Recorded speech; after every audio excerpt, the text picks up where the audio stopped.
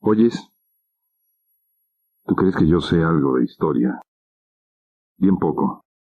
Y tampoco que tengo que recurrir a los amigos, sapientes, conscientes, conocedores, con buena memoria para tratar de salir de un atolladero. Llego aquí a hablar contigo y según eso tendría que haber averiguado un dato que es preciso, esencial para arrancar esto. Nadie sabe. Todo mundo un conocimiento vago acerca del caso. ¿Dónde fue la batalla de la Angostura?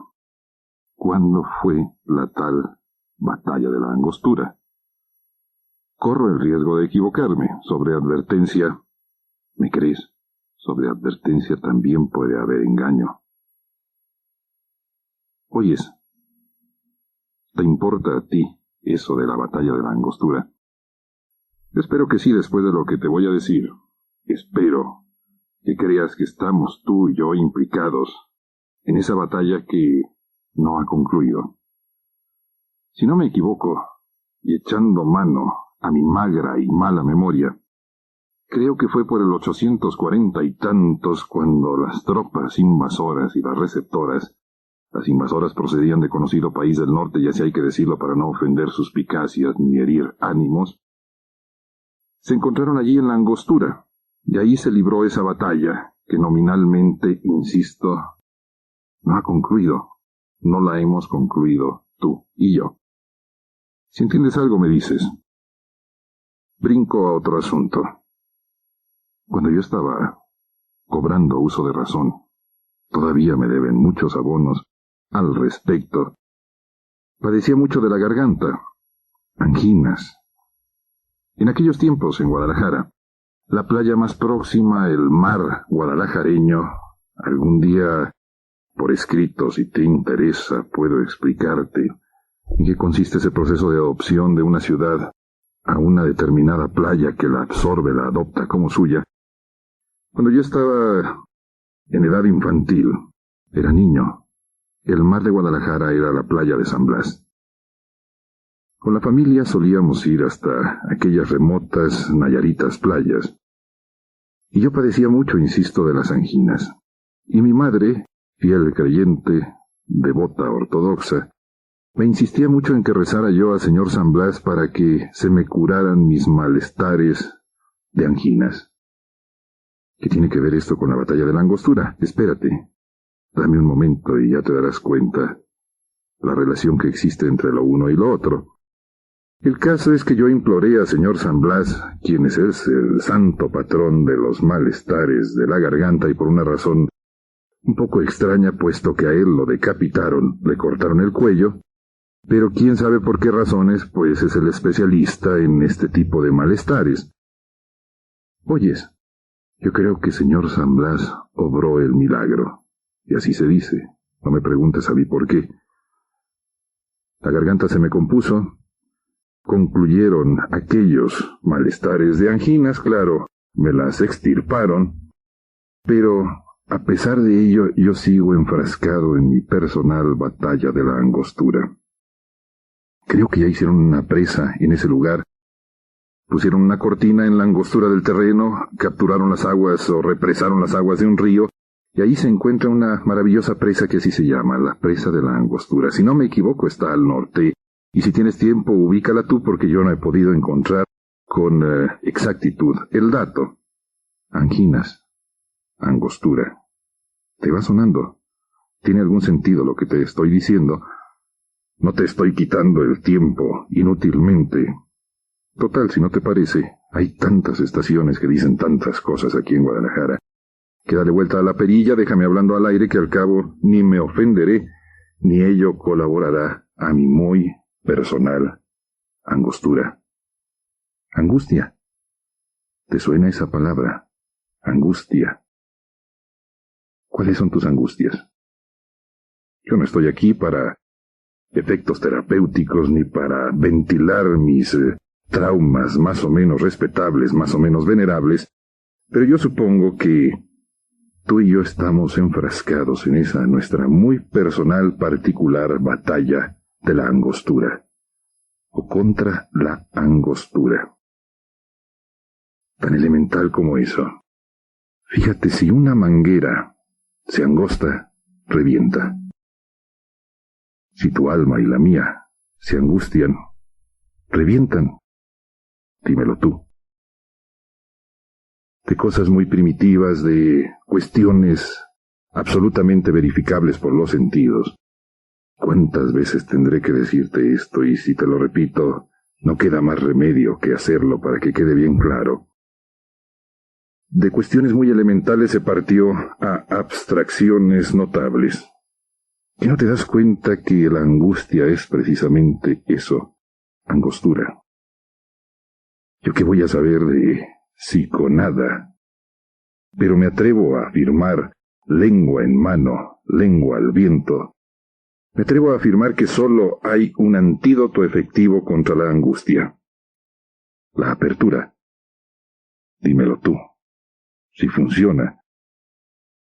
Y no me apoyo en otra cosa más que en ese músculo tan notablemente multifacético que es la lengua, en el peso específico de las palabras.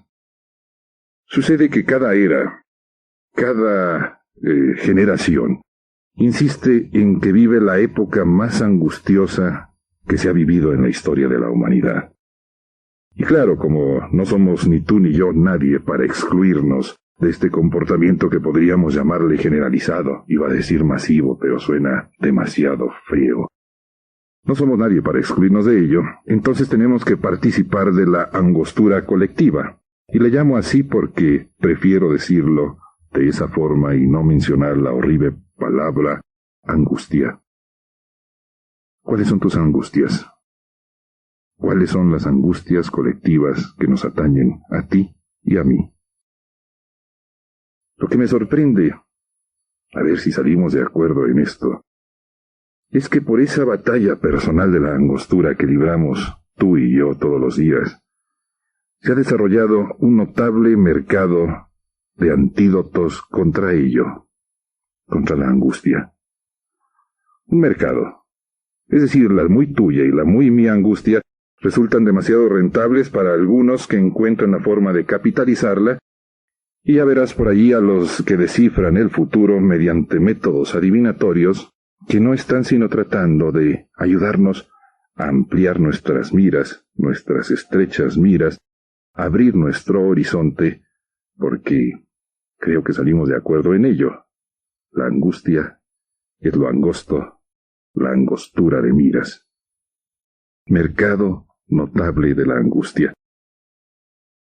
Un maestro mío solía decir que esta es la era de los ataráxicos. Y anda, búscate un diccionario, que yo no he tenido tiempo para hacerlo, pero el nombre suena muy exquisito. Y creo que hasta alcanza a significar algo así como tranquilizantes. Pastillucas, medicamentos, ataráxicos para controlar nuestra muy personal angustia, que suele hacerse presente cuando nos encontramos solos, horas de la noche, galopando el reloj nocturno, cuando ni tú ni yo sabemos qué hacer con nosotros mismos. ¿Cómo manejas tu angustia? ¿Cómo tratas de curar esas anginas que le brotan al alma? Alguna vez he llegado a pensar que la angustia es una especie de punzada que se refleja entre la boca del estómago y el coxis del alma. No sé si eso tenga algún sentido, pero tú que sabes más de anatomía que yo y de cuestiones anímicas podrías rectificarme y hasta inventar una mejor definición.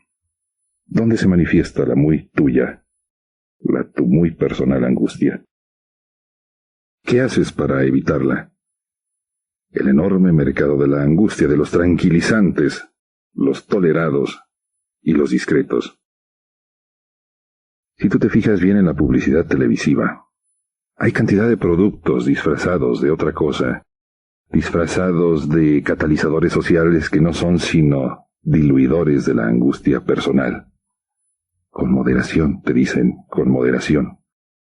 Pero el enorme mercado internacional del control de la angustia personal, disfrazado de 1001 cosas que se encuentran ahí, en ese supermercado de los tranquilizantes, disfrazados de una o de otra cuestión.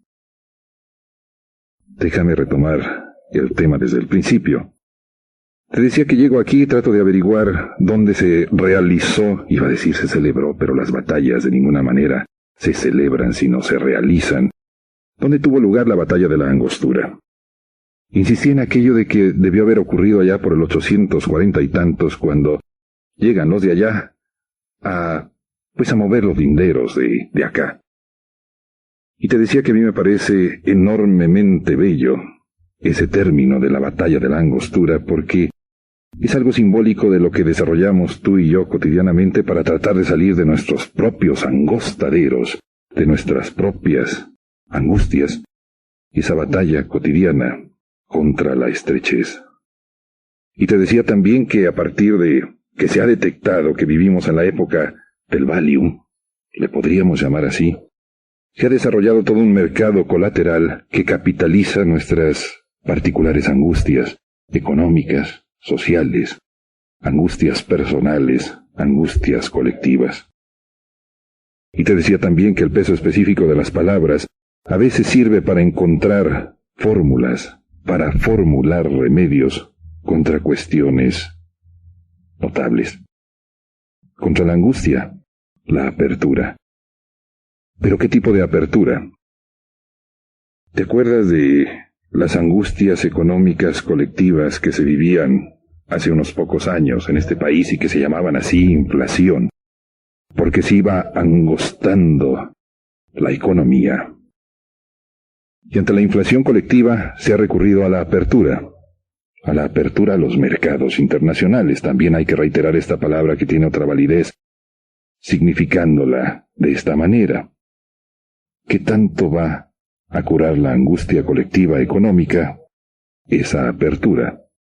Dímelo tú que entiendes de cuestiones macroeconómicas, porque a veces mi personal microeconomía no me ajusta para ocuparme de cuestiones tan monumentales. Yo creo que una de las grandes deficiencias educativas en estos tiempos se refleja en la ortografía. Tú sabes poner acentos, sabes qué palabras se acentúan, sabes la diferencia entre las graves, las agudas y las esdrújulas. Yo lo veo con mis propias hijas que no saben cómo manejar esas pequeñas barritas transversales que acentúan las palabras. Es un arte poner acentos. ¿Encuentras alguna relación entre la angostura, la angustia y los acentos? Como tenemos ahora que aprender inglés para descifrar el instructivo del futuro, entonces hemos injertado muchas palabras anglosajonas, anglosonantes a nuestro propio idioma. Una particularmente, estrés. ¿Te suena? La habías oído seguramente.